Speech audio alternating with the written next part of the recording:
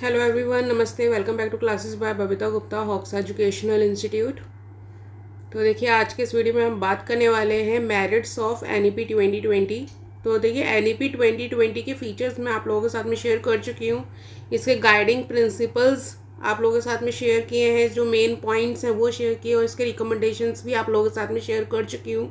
तो आज के इस वीडियो में हम जानेंगे कि क्या इसके बेनिफिट्स रहे हैं, एनईपी 2020 की क्या बेनिफिट्स बताए गए हैं, या फिर इसको मेरिट्स भी कह सकते हैं या लाभ भी हम बोल सकते हैं इसको। तो देख लेते हैं उसको। और इसको स्टार्ट करने से पहले आप चैनल को लाइक सब्सक्राइब ज़रूर करें, शेयर करें और दूसरों के साथ भी नॉलेज को ज़रूर बांटें।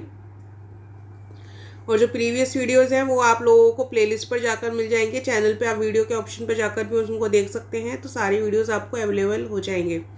तो सभी बच्चे जो जो भी कोर्स कर रहे हैं, सभी बच्चों के लिए अलग अलग प्लेलिस्ट बनी हुई हैं, तो उन प्लेलिस्ट पर जाकर भी बच्चे सर्च कर सकते हैं। तो सबको अपने जो भी सिलेबस है या जो भी सब्जेक्ट उससे रिलेटेड प्लेलिस्ट मिल जाएगी। जैसे सीटेट के बच्चे हैं, केवीएस या DSSS की तैयारी कर रहे हैं, तो सब, या बीएड एमएड के बच्चे हैं, तो सभी के लिए क्या प्लेलिस्ट बनी हुई है। तो आप उस पर जाइए, आपको सारा कंटेंट आपको मिल जाएगा। तो चलिए इसको स्टार्ट करते हैं हम। Merits of NEP 2020।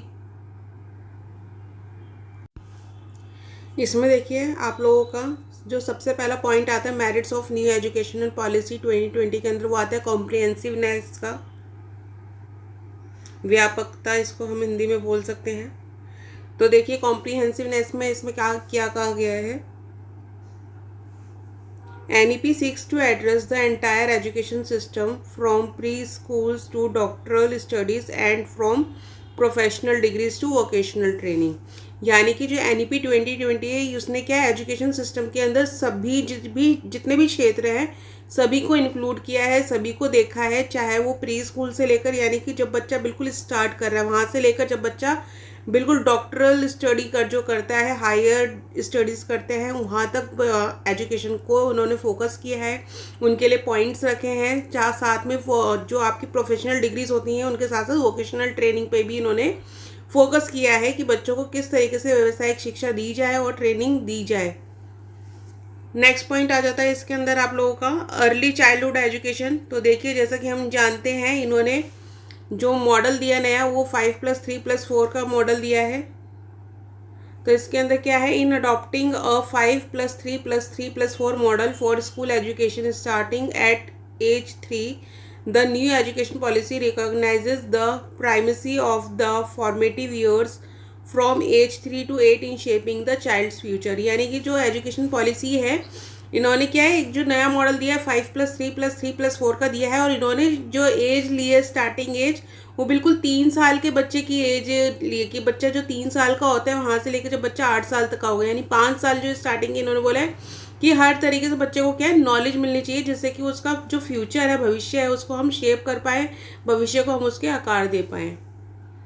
Next point आ जाता है इसमें हॉलिस्टिक डेवलपमेंट। अब देखिए, हॉलिस्टिक डेवलपमेंट में क्या होता है कि संपूर्ण विकास की हम बात कर रहे हैं बच्चे की, कि बच्चे का हर तरीके से विकास होना चाहिए।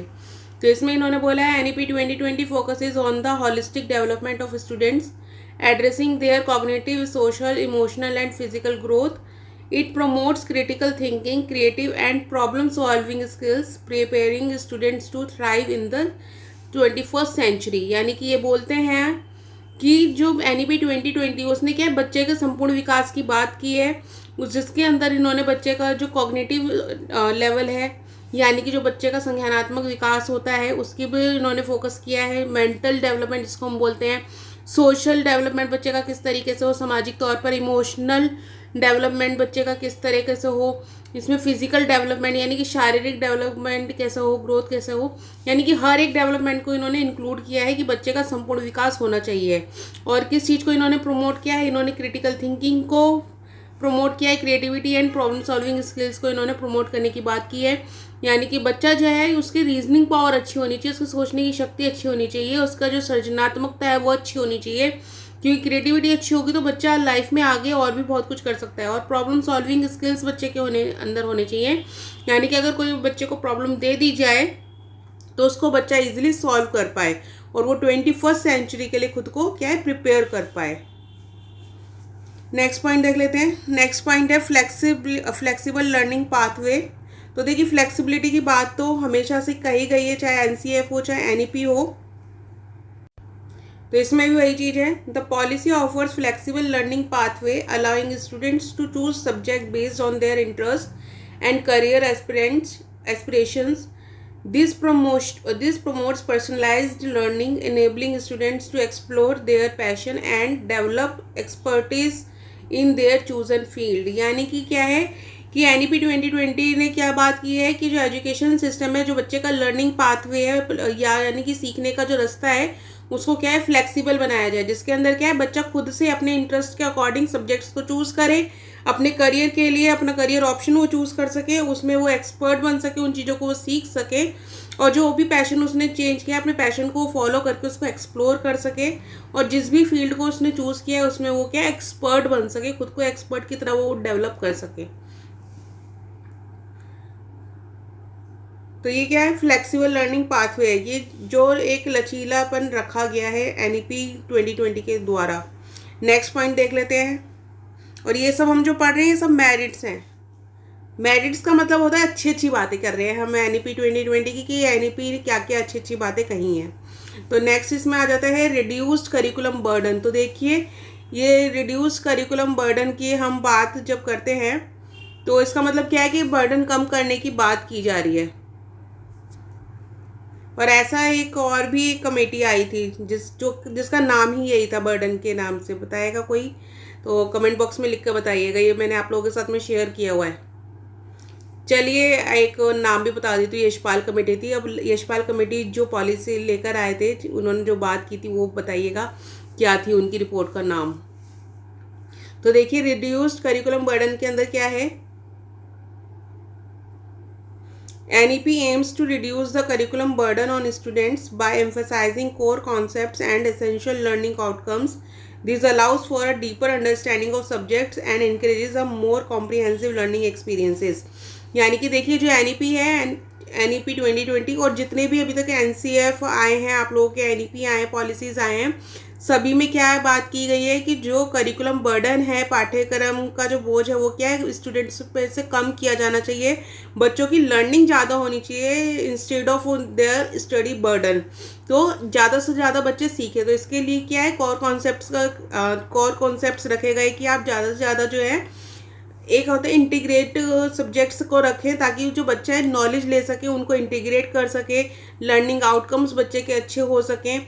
तो उनको क्या है हमें बच्चों को जो भी सब्जेक्ट वो चूज़ कर रहा है उसकी डीप नॉलेज हमें बच्चों को देनी है कि उसको सब्जेक्ट अच्छे से समझ में आना चाहिए. 100 सब्जेक्ट्स की बजाय हम उसको 10 सब्जेक्ट्स की नॉलेज दे रहे हैं, चाहे वो जो उसके इंटरेस्ट के हैं, ताकि वो क्या है उनको अच्छे से समझ पाए और अपने लर्निंग एक्सपीरियंस को वो और ज़्यादा बढ़ा पाए. नेक्स्ट आ जाता है इसमें इंक्लूसिव एजुकेशन. तो देखिए इंक्लूसिव एजुकेशन हम सभी जानते हैं, इंक्लूसिव एजुकेशन जिसमें कि क्या है सभी के एक ग्रोथ की बात होती है, सभी की एजुकेशन की बात होती है कि आप सबको एक साथ किस तरीके से इक्विटी और इक्वालिटी के साथ पढ़ा सकते हैं. तो इसमें यही चीज़ है, the policy prioritizes inclusive education ensuring equal opportunities for students from diverse backgrounds including those with disabilities and from marginalized communities. It promotes an inclusive and supportive learning environment, fostering empathy and understanding among students. यानी कि यहाँ पे क्या बात की जा रही है, यहाँ पे इंक्लूसिव एजुकेशन की बात की जा रही है ताकि सभी स्टूडेंट्स को क्या है इक्वल अपॉर्चुनिटी मिल सके, सभी को बराबर सुविधाएं मिल सकें, और जो भी सरकारी सुविधाएं होती हैं या पॉलिसी आती है उनका सभी को लाभ मिल सके. वो इसमें क्या है, इसमें डिसेबल बच्चे तो हैं ही जो डिसेबल होते हैं या दिव्यांग की भी बात की गई है एनईपी में, पर इसके साथ साथ मार्जिनलाइज जो कम्युनिटीज़ हैं उनकी भी बात की गई है, क्योंकि वो भी क्या है वो भी आप लोगों के इंक्लूसिव एजुकेशन के अंडर ही आते हैं. और उसमें क्या है कि उनको बात की गई है कि जो बच्चे डिसेबल हैं, मार्जिनलाइज स्टूडेंट्स हैं, तो उनको भी क्या है लर्निंग इन्वायरमेंट दिया जाए, उनके साथ सहानुभूति रखी जाए, और उनको इस जो एजुकेशन आप नॉर्मल स्टूडेंट्स के साथ देते हैं वही एजुकेशन आप उन बच्चों को भी दें ताकि वो भी अपनी अंडरस्टैंडिंग इम्प्रूव कर सकें. नेक्स्ट पॉइंट आता है स्किल डेवलपमेंट. तो देखिए स्किल डेवलपमेंट की तो बात की गई है कि आप बच्चों को स्किल एजुकेशन दें. तो इसके अंदर है आपका NEP 2020 emphasises skill development, equipping students with the 21st century skills such as critical thinking, communication, problem solving and digital literacy. This enhances their employability and prepares them for future challenges. तो इसमें क्या है कि जो बच्चों को skill development देने की बात की गई है कि उसमें क्या है कि आज आप 21st सेंचुरी के अकॉर्डिंग बच्चों को तैयार करें ताकि जो बच्चों की क्रिटिकल थिंकिंग है वो अच्छी हो सके, वो उनकी जो थिंकिंग है वो डाइवर्जेंट थिंकिंग होनी चाहिए, तो वो बच्चों के अंदर आनी चाहिए। प्रॉब्लम सॉल्विंग उनके अंदर कैपेबिलिटी होनी चाहिए कि वो समस्याओं का समाधान ईजी तरह से कर सके, और डिजिटल लिटरेसी उनके अंदर होनी चाहिए। तो इसलिए टेक्नोलॉजी की भी बात इसमें कही गई है। इससे क्या होगा कि बच्चों के अंदर एक तो उनकी कैपेबिलिटी तो बढ़ेगी ही, फ्यूचर के लिए उनका जो एम्प्लॉयबिलिटी है वो भी बढ़ेगी, यानी कि उनको रोजगार भी आसानी से मिल पाएगा। नेक्स्ट आता है प्रोफेशनल डेवलपमेंट अपॉर्चुनिटीज़। तो ये देखिए जो प्रोफेशनल डेवलपमेंट अपॉर्चुनिटी की बात हो रही है टीचर्स के लिए हो रही है, तो उनके लिए भी फ़ायदेमंद रही है NEP 2020। तो उनके भी फ़ायदे की बात इन्होंने की है, जिसमें आता है आपका the new education policy recognizes the importance of continuous professional development for teachers. यानी कि जो NEP 2020 वो क्या है, वो कहती है कि जो टीचर है उनका क्या है, एक कंटिन्यू वे में, लगातार वे पे क्या है, प्रोफेशनल डेवलपमेंट होना बहुत ज़रूरी है। It provides opportunities for training, workshop and collaboration to enhance their teaching skills, update their knowledge and evolving pedagogical practices। यानी कि इसमें क्या बात की गई है कि जो टीचर का लगातार जो कॉन्टिन्यूस प्रोफेशनल डेवलपमेंट है वो होता रहना चाहिए। इसके लिए आप ट्रेनिंग उनको प्रोवाइड करें, जिसे हम इन सर्विस ट्रेनिंग भी बोलते हैं, प्री सर्विस ट्रेनिंग भी बोलते हैं। वर्कशॉप्स आप टीचर्स के लिए रखें, कोलेब्रेशन आप रखें ताकि टीचर्स के साथ कोलैबोरेट होकर वो क्या है और अच्छे अपने स्किल्स को बढ़ा सकें, अपनी नॉलेज को अपडेट कर सकें और पैडागोजिकल प्रैक्टिसेस भी वो कर सकें। नेक्स्ट आता है इनहेंस टीचिंग प्रैक्टिसेस। तो इसमें क्या है, अपनी टीचिंग प्रैक्टिसेस को वो टीचर्स बढ़ा सकें, इसके लिए भी बात की है NEP 2020 ने। The policy encourages a shift towards learning centric teaching practices, promoting interactive and experiential learning methods. These allow teachers to engage students actively in the learning process, fostering deeper understanding and retention of concepts।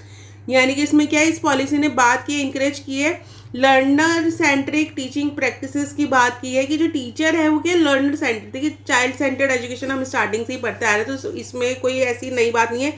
बस बात ये है कि इन्होंने बोला है कि जो इंटरेक्टिव वे में कि आप बच्चों के साथ इंटरेक्ट करें, एक्सपीरियंशियल लर्निंग मेथड्स हैं उनका आप यूज़ करें, बच्चों के साथ ज़्यादा से ज़्यादा आप इंगेज हों, क्योंकि आप एक्टिवली इंगेज होंगे तो जो लर्निंग प्रोसेस है वो भी बहुत अच्छा होगा, बच्चों को डीप अंडरस्टैंडिंग होगी कॉन्सेप्ट्स की और वो कॉन्सेप्ट्स अच्छे से समझ पाएंगे। नेक्स्ट आता है इंटीग्रेशन ऑफ टेक्नोलॉजी। तो टेक्नोलॉजी को इंटीग्रेट करने की इन्होंने बात की।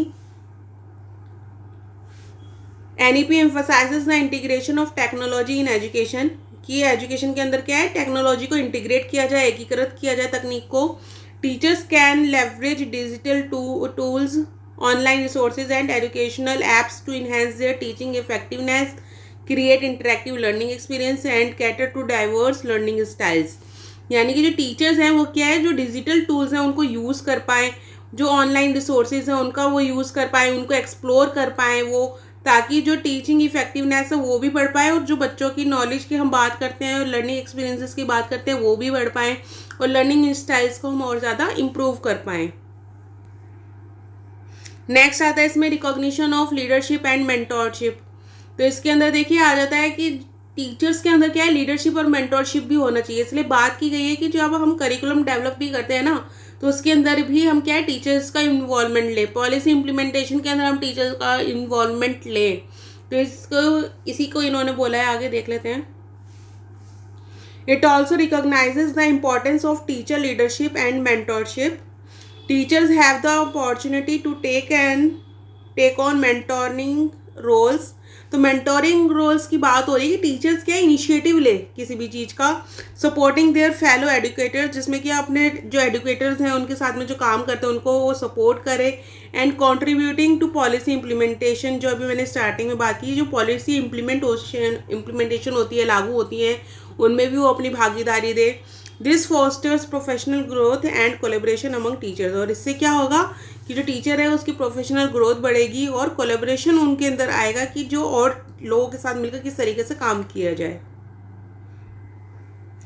नेक्स्ट इसके अंदर आता है कोलैबोरेटिव लर्निंग कम्युनिटीज़।